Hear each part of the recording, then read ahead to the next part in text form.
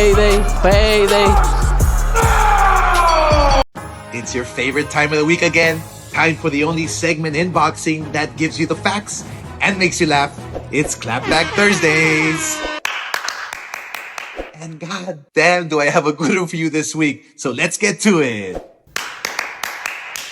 Alright, Mike Tyson versus Jake Paul was by its nature a horrible fight. Right from the start. It was just awful. Mike almost fell down during his walkout. And he was on quicksand since the first 10 seconds of the fight. Oh, and did you see that 58-year-old ass? It was wishful thinking for all those idiots who thought they were going to get Mike Tyson of the 90s come out and rip somebody's head off.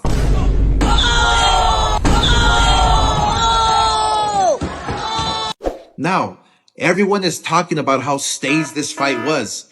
I do believe it was scripted, and I believe that Tyson was certainly held back. Look, I'm a fighter, and I can see it. It goes on the record, and it was sanctioned. So Jake Paul paid to get the W on his record? For what? For your own personal satisfaction? I keep telling you, if you want to be a real fighter, like you say you want to be, what are you doing? Shit, I don't even know. Like, who's next? Joe Biden? You have to fight real fighters. God, please, no! However, the fight drew 65 million households, which means roughly 200 million eyeballs were watching. And the huge winners were Amanda Serrano and Katie Taylor, who put on an incredible real fight and were introduced to new fans around the world. Boxing has been in hibernation. It's like a sleeping bear. Boxing has been the most popular sport since the beginning of time. Lately, it's been Mayweather versus McGregor, who fought in the ring, not the octagon, because boxing is king. But we have to get our shit together. Fighters are not daring to be great, and we are stuck accepting mediocre fights. Come on, man. Look, being a fighter and now a promoter, knowing the ins and outs because I'm in it, I have to say it's the fighters who are killing the sport. People try to blame the promoters or the managers, the trainers. No, it's the fighters. I was one, and I can tell you that if my camp urged me to fight someone and I wanted to fight somebody else, we were going to fight who I wanted to fight. The fighters today don't think they're getting paid enough or they're scared of taking an L. For example, look, back in the day, Arturo Gatti and Mickey Ward weren't the most popular fighters and weren't getting paid the most during their time, but we respect them today because they fought their hearts out and came back for another day. The UFC fighters, they get paid peanuts and they go out on their shields. They fight like motherfuckers.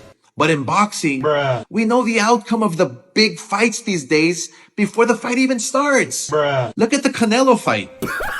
Edgar Berlanga went on a month-long victory celebration because he lasted 12 rounds. He fucking lost and acted like it was a good thing. Get some help. This is where we're at because it comes from the top. Look at the 90s. You had Brian Tyson, Chavez, myself, Trinidad. We were warriors. We fought everyone. We created sexy mega fights that everyone looked forward to watching. We were like the 90s supermodel with the beautiful legs and tight athletic bodies. We were like Kate Moss. In the 2000s, boxing had Mayweather, and it became boring and defensive for a decade, just like Paris Hilton in the early 2000s. And most recently, we have Canelo, who is the most boring but most popular boxer today. Just like Kim Kardashian, who everyone wants to be like. She has no personality, yet makes tons of money. So essentially, Canelo is the king of the fattest, sloppiest, nastiest BBL era.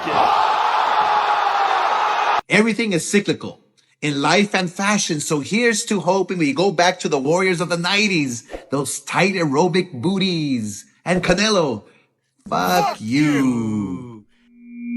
Remember, kids, you're never a hater when you only speak the facts.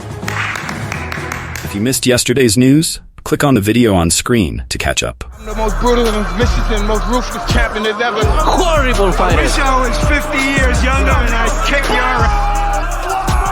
Payday.